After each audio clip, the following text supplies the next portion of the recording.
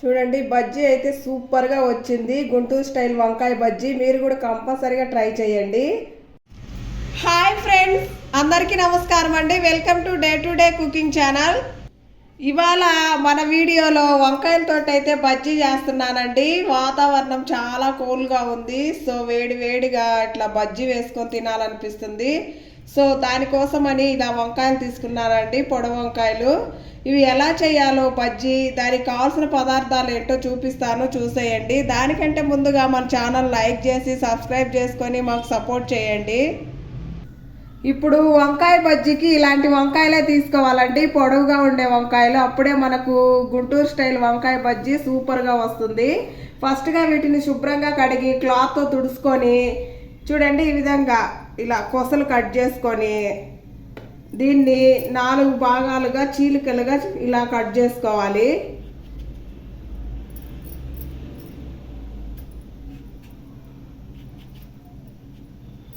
చూడండి ఈ మాదిరిగా కట్ చేసుకోవాలి. అప్పుడే మనకు వంకాయ బజ్జీ మన మిర్చి బజ్జీ లాగా పొడవుగా చక్కగా వస్తుంది. ఈ కాడలు కూడా పొడవు ఉన్నాయి కదండి, సో వీటిని అయితే కొంచెం కట్ చేసుకోవాలి, అప్పుడే మనకు మంచిగా ఉంటుంది. చూడండి వంకాయలన్నీ ఈ మాదిరిగా కట్ చేసుకోవాలి. ఈ విధంగా అన్నీ కట్ చేసుకోవాలండి ఇలా చీలికలుగా. ఇప్పుడు మనము ఆయిల్లో వేయాలి వీటిని. డీప్ ఫ్రైకి సరిపడా ఆయిల్ వేసానండి. ఆయిల్ అయితే హీట్ అయిపోయింది.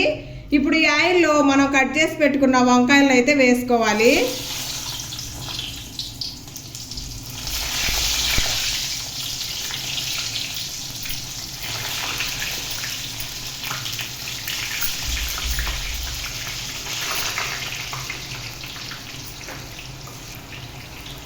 మరీ ఎక్కువగా రోస్ట్ కాకుండా ఒక 50% అయితే కుక్ చేసుకోవాలండి ఆయిల్లో. అప్పుడే మనకు వంకాయ అనేది పర్ఫెక్ట్గా వస్తుంది వంకాయ బజ్జీకి. చూడండి ఎంత కలర్ఫుల్గా వచ్చాయో. ఈ విధంగా అయితే కుక్ చేసుకోవాలండి. సో ఇప్పుడైతే తీసేస్తున్నాను, నేను తీసి వేరే ప్లేట్లోకి వేసుకుంటున్నాను.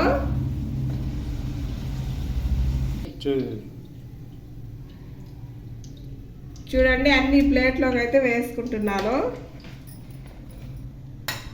ఇప్పుడు ఇవి చల్లారే వరకు పక్కన పెట్టుకుందామండి. ఇప్పుడు వంకాయ బజ్జీ లోపల స్టఫింగ్ కోసము మసాలా ఎలా ప్రిపేర్ చేసుకోవాలో చూద్దాం. ఇప్పుడు ఒక అరకప్పు అయితే పల్లీలు వేసుకుంటున్నానండి. వంకాయలు వేయించిన ఆయిల్లోనే వేస్తున్నాను. పల్లీలు చిట్టుపటా ఉన్నాయండి. సో ఇప్పుడైతే తీసి ప్లేట్లోకి వేసుకుంటున్నాను. ఇదే ఆయిల్లో ఒక పెద్ద సైజు ఉల్లిపాయని ఈ విధంగా కట్ చేసుకొని వేయించుకోవాలి.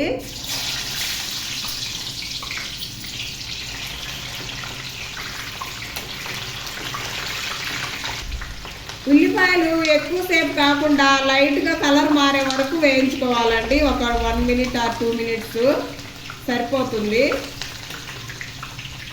ఇలా వేగితే సరిపోతుందండి. ఇప్పుడు తీసి ప్లేట్లోకి వేసుకుంటున్నాను.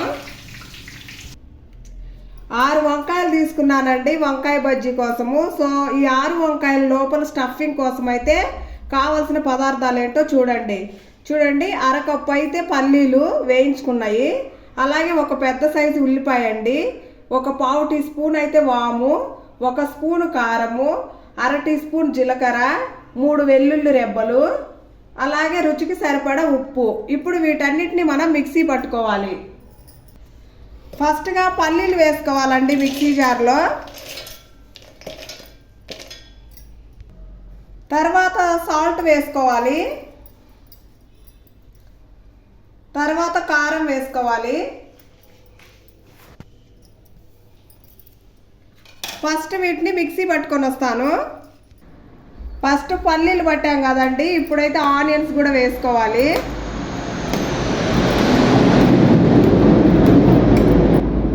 అలాగే వాము, అలాగే జీలకర్ర,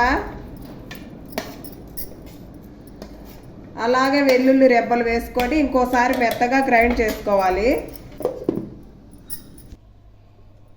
చూడండి ఈ విధంగా అయితే మసాలాను మిక్సీ పట్టానండి. దీన్ని ఇప్పుడు పక్కన పెట్టుకుందాము. ఇప్పుడు వంకాయలో మనం మిక్సీ పట్టిన మసాలా ముద్దనైతే స్టఫింగ్ చేసుకోవాలి. చూడండి ఈ విధంగా పెట్టుకోవాలి. చూడండి ఈ విధంగా మొత్తం లోపలికి స్టఫింగ్ చేసుకొని చక్కగా ఇలా స్టఫ్ చేసుకోవాలండి. చేసుకొని ఇప్పుడైతే దీన్ని పక్కన పెట్టుకుందాము. మిగతా అన్నిటికి కూడా ఇలాగే స్టఫింగ్ చేసుకోవాలి. చూడండి అన్నిటికైతే ఈ విధంగా పెట్టుకోవాలండి స్టఫింగు. నేనైతే అన్నిటికి పెట్టేసుకున్నాను. చూడండి ఇలా అన్నిటికీ స్టఫింగ్ పెట్టుకోవాలి. ఈ విధంగా అన్నిటికైతే స్టఫింగ్ పెట్టడం పూర్తయిందండి. ఇప్పుడు బజ్జీ పిండి కలుపుకొని బజ్జీలు వేసుకుందాము. బజ్జీల కోసము ఫస్ట్గా శనగపిండి అండి 100 నుంచి 200 గ్రాముల వరకు ఉండిద్ది. ఇది రుచికి సరిపడా సాల్ట్ వేసుకోవాలి. చిటికెడంత బేకింగ్ సోడా వేసుకోవాలి.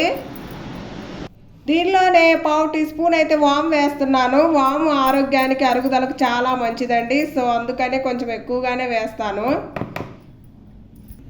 ఇప్పుడు పిండిని బాగా మిక్స్ చేసుకోవాలండి. ఇప్పుడు కొంచెం కొంచెంగా వాటర్ పోసుకుంటూ చక్కగా కలుపుకోవాలి. ఎక్కువ లూజ్ కాకుండా మరీ గట్టిగా కాకుండా మీడియం సైజుకి వచ్చే వరకు బాగా కలుపుకోవాలండి.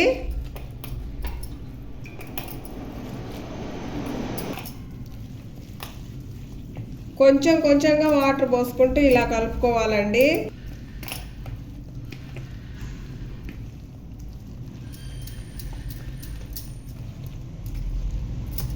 చూడండి ఈ విధంగా కలుపుకోవాలి. పిండిని ఇలాగ అంటూ ఉండాలండి. అప్పుడే ఎయిర్ ఫామ్ అవ్వకుండా చక్కగా మంచిగా వస్తుంది. బజ్జీ కూడా మనకు ఫ్లఫీగా సూపర్గా వస్తాయి. ఈ కంటెన్సీలో కలుపుకోవాలి. ఇదిగో ఇలా అంటే ఇలా ఉండాలండి. పిండి ఇలా జారుడుగా పడే వరకు.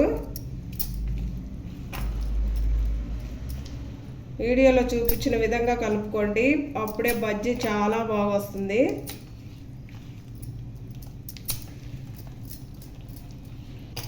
బజ్జీ పిండి కలపడం అయితే అయిపోయిందండి. ఇప్పుడు ఇది ఒక 2 మినిట్స్ పక్కన పెట్టుకొని ఈలోపు స్టవ్ మీద కడాయి పెట్టి కడాయిలో ఆయిల్ పెట్టి ఆయిల్ హీట్ చేసుకుందాను. ఇప్పుడు మనం స్టఫింగ్ చేసిన వంకాయ ఒకటి తీసుకొని చూడండి బజ్జీ పిండిలో ఇలా కలుపుకొని చూడండి ఇలా ముంచి ఆయిల్ అయితే ఇలా వేసుకోవాలి. ఇలాగే అన్ని వేసుకోవాలండి.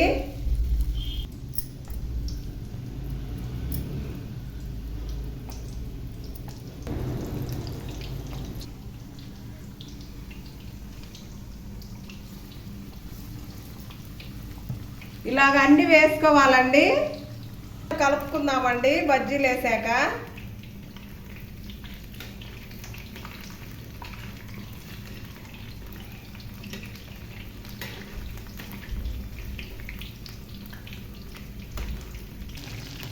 ఈ విధంగా స్లో ఫ్లేమ్ కాకుండా మీడియం ఫ్లేమ్లో చక్కగా ఈ విధంగా ఉడకనివ్వాలండి.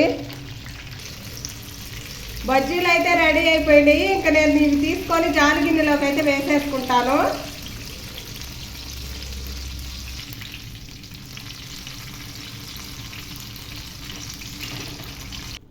సో మొత్తానికి వంకాయ బజ్జీ అయితే రెడీ అయిపోయింది.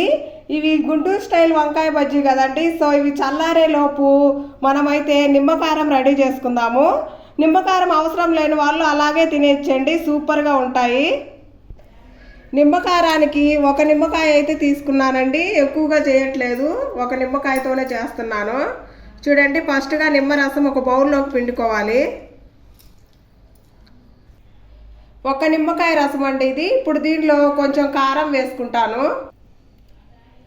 ఇలా కారం వేసుకొని చక్కగా బాగా కలపాలండి ఉండలు లేకుండా. ఈ విధంగా నిమ్మకారం అయితే రెడీ అయిపోయింది. పెరుగుని ఈ విధంగా కలిపాను. ఇప్పుడు ఇది పక్కన పెట్టేసుకుందాము. ఇప్పుడు ఈ బజ్జీని ఇలా కోసి దీనిలోకి అయితే ఉల్లిపాయలు అవి వేసుకొని చక్కగా డెకరేషన్ చేసి చూపిస్తానండి. చూడండి ఈ విధంగా కోసుకోవాలి. చూడండి మనం పెట్టిన మసాలా అంతా చక్కగా కుక్ అయిపోయింది. ఇది గుంటూరు స్టైల్ బజ్జీ అండి. దానిలాగానే డెకరేట్ చేస్తున్నాను. చూడండి ఇలా ఉల్లిపాయలు పోసుకోవాలి.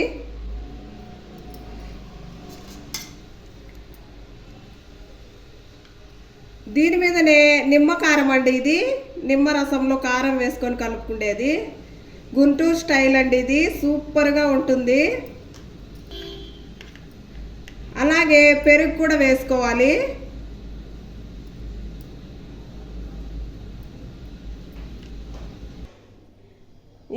ఎమ్మీగా గుంటూరు స్టైల్ వంకాయ బజ్జీ అయితే రెడీ అయిపోయినాయండి. దీని టేస్ట్ మాత్రం సూపర్గా ఉంటుంది. మీరు కూడా కంపల్సరీగా ట్రై చేయండి. ప్లీజ్ అండి, ఒక్క సబ్స్క్రైబ్ చేసి ఒక్క లైక్ చేయండి. ఓకే, థ్యాంక్స్ ఫర్ వాచింగ్ అండి. బాయ్.